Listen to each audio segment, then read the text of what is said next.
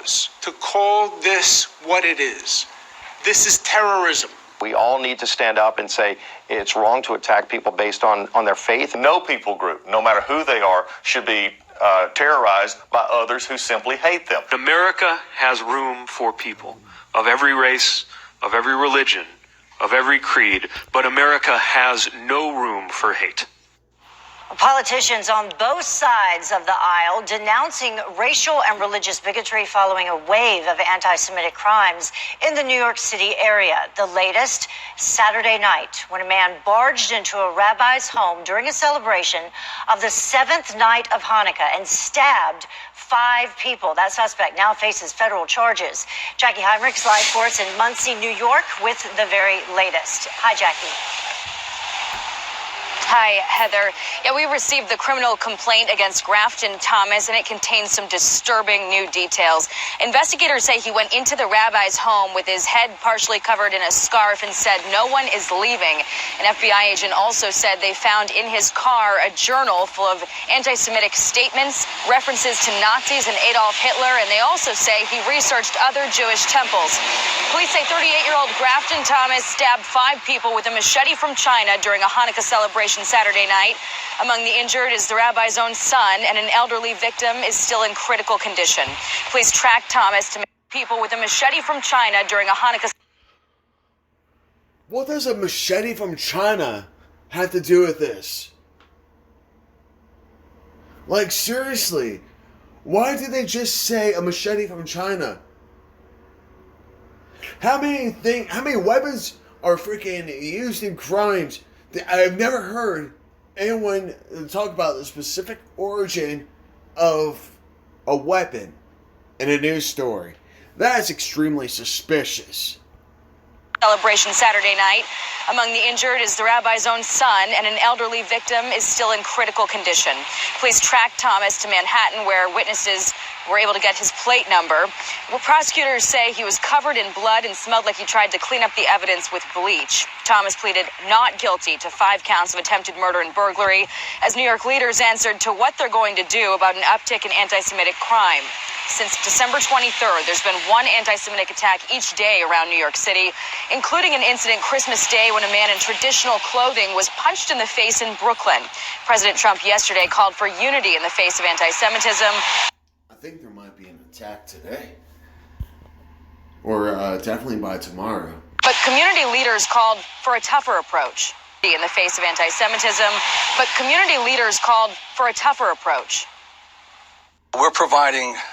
We're volunteering a free service of armed officers, okay? Ex-FBI, state police, and detectives. They'll be going to these in a very, very menacing, omnipresent truck. This is part of it. This is how it works. Well, the suspect's family... This is how the police state is developed. And why is it that the Jews are getting special treatment? I mean, how many times, like, look at Chicago. Look at how many times black people, I mean, I don't mean to say black, because I don't like to, use color and stuff. But, or, like, colors to, as adjectives for people. But a majority of the population in Chicago are of an ethnic background. And but the police don't do anything there, even though freaking it's all the same ethnic class. Like, why the special treatment? And no, I'm not anti-Semitic. I'm not fucking. I ask questions. I investigate things, and I want to understand why people in Chicago are not given the same treatment because, they're not of a religion. Well, what is a Jew? Is it religious? Is it ethnicity? I mean, it's a city-state of ethnicity. Pardon me. Judaism is a city-state of the religions. That's the issue, and that's what I'm trying to figure out. Oops. Says this is not what it seems. They say he has a long history of both mental illness and hospitalizations and is not connected to any hate groups and has no history of anti-Semitism. Thomas's bail was... Lone wolf. Yeah. My mind gets racing when I watch shit like this. 8 crazy nights, right? That's how many days of Hanukkah? So it looked like there was 7 events that happened. Let's see if another one happens.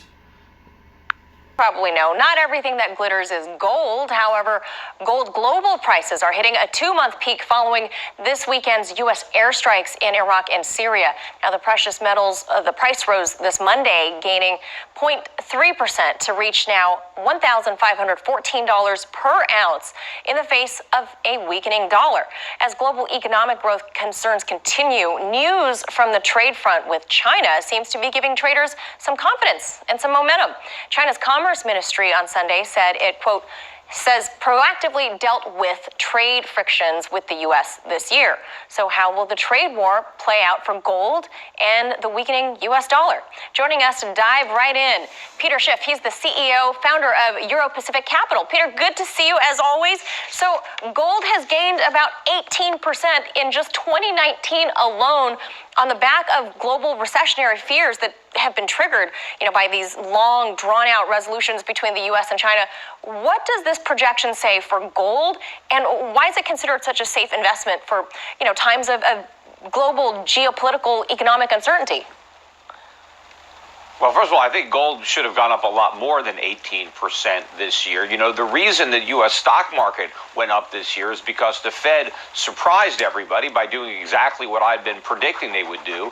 They aborted their feigned attempt to normalize interest rates and shrink their balance sheet. They went back to rate cuts and quantitative easing. This is extremely bullish for gold. Gold should have been up a lot more. It wasn't, but it's going to catch up. I think over the next several years, probably next year in particular, but for many more years after that, gold is going to be one of the best performing asset classes, if not the best performing asset class on the planet.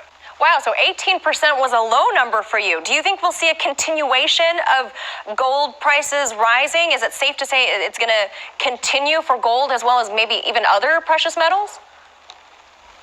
Well, absolutely. First of all, the U.S. dollar was relatively flat this year, yet gold still managed an 18% gain. But the dollar is going to fall through the floor. That means gold prices are going to go through the roof. We are entering in or about to enter a new decade of stagflation, although that may be a mild way to describe it because it has, reminiscent of the 1970s. This is going to be much worse. This is going to be more like a inflationary depression. So this century, the depression is going to come a decade early. It's not going to be the roaring 20s. It's going to be a decade of inflationary depression in the United States. And now, Peter, there has not yet been any official draft of this U.S.-China trade agreement so far, but the Chinese Vice Premier Liu Ha is going to be visiting Washington this week to sign something of a pact. We don't know all the details yet.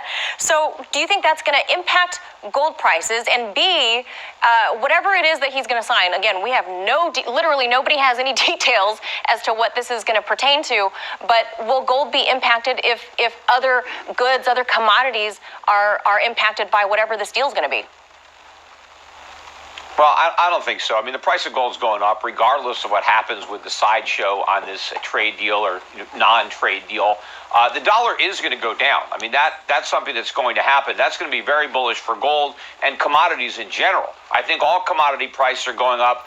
Look at the price of oil. Oil is now back above $60 a barrel. I think it has a long way to go on the upside, but agricultural commodities could really be the story of the next.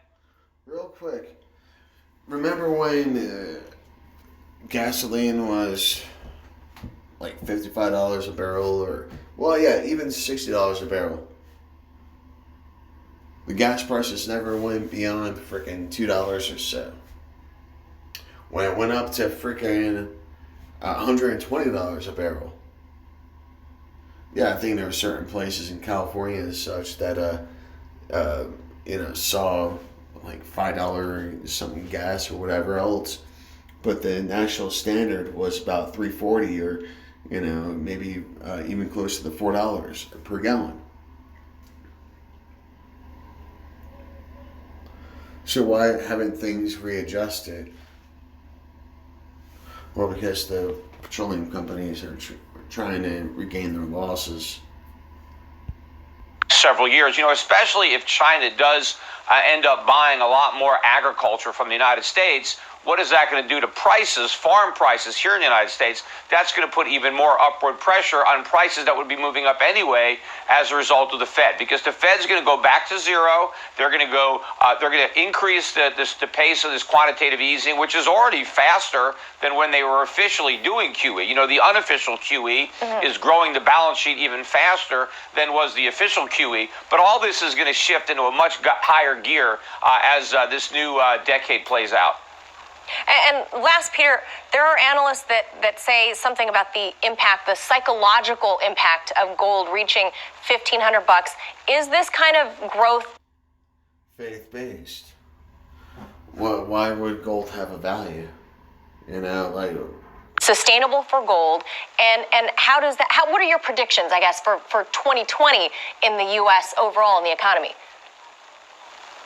Well, the U.S. economy, again, is going to be slow. We could easily be in a recession. Inflation is going to be higher than what people believe, particularly the Fed. Fed's not going to do anything about it. So we're going to have higher inflation. We're going to have slower growth. I think that we could see a push up in long-term interest rates as the dollar really starts to weaken, and that destroys the international appetite for U.S. dollar-denominated debt. So if you have higher consumer prices and higher interest rates, that's a negative for the economy, but it's a positive for gold because the Fed is going to try to rescue the economy by printing even more money, and all that's going to do is stoke the inflationary fire. So I think, we're going to see a big up move, not just in 2020, but probably for the remainder of this decade. You're going to see the type of move we had in the first decade of this century. Remember, gold did really well from 2001 to 2010 timeframe. And so in the teens, gold really treaded water. This is going to be the next leg up. And I think this is going to be an even more explosive decade for gold than the first decade of this century. Wow. All right. My takeaway here is gold is the place to park your money, folks. So, Peter Schiff, Euro Pacific Capital founder, thank you so much for sharing your expertise with us. Happy New Year, Peter. Yes. Happy New Year to you. Hey, YouTube, thanks for checking out our channel. We hope you enjoyed the video. Yes, Peter Schiff hustles gold. Of course, he's going to be talking highly of it. But the thing is, a lot of his predictions have been pretty damn good. I mean, he's on a profit, but he knows how to profit.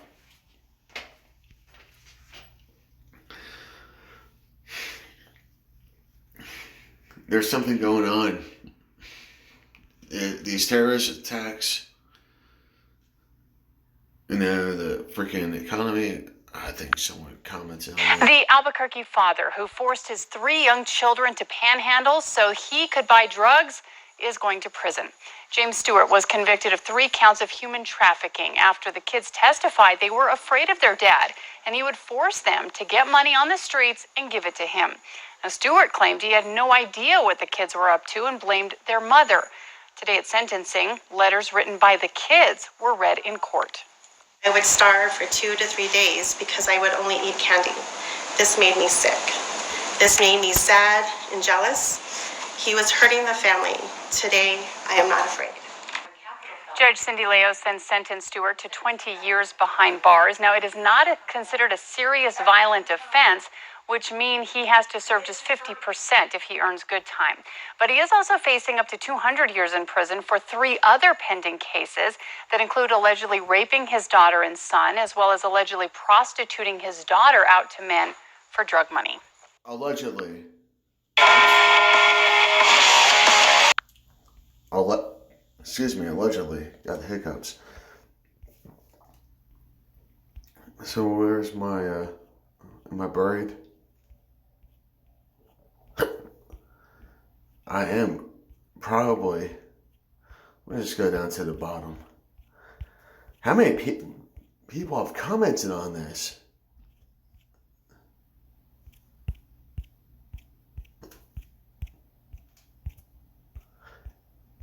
Did I find a glitch in the system? Oh. Oops. The Albuquerque.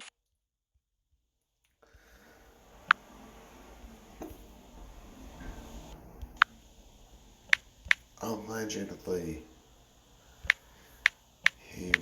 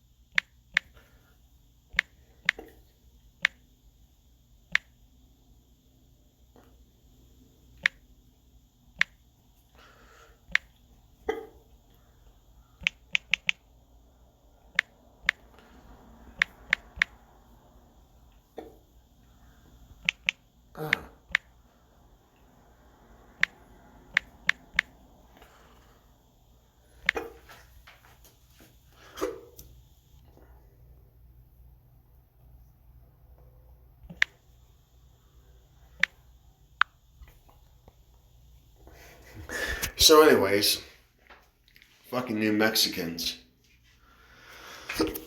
Excuse me. So, let me actually. Goodness gracious.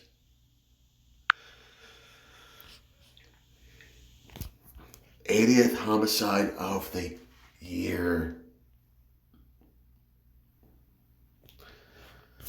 Let's see. Hold on a second.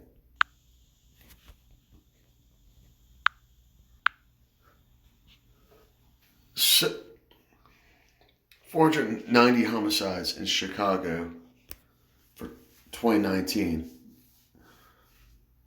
And you see, like, there's a map. Why isn't there more enforcement going up? Right?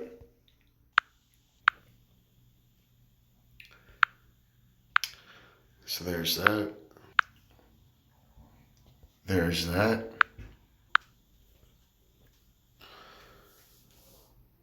20%. Maybe like 21% of the population with damn near half the murders and homicides and crimes of the entire nation. The numbers don't lie. 1/20th, 1/5 the crime of Chicago. That's Albuquerque.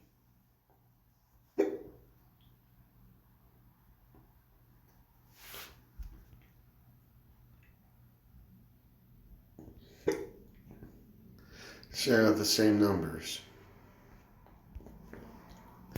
I just fill in, just repeat myself. Well, I'm trying to prove that, yeah, there's a problem here. And, fuck, man. This is a really bad tangent.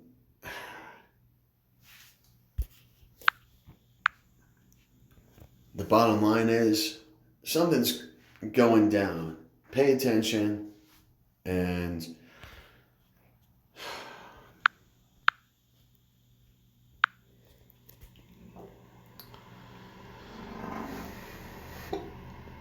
forgot one. But, anyways, love y'all. Be safe, be kind, stay strong, and avoid acid reflux.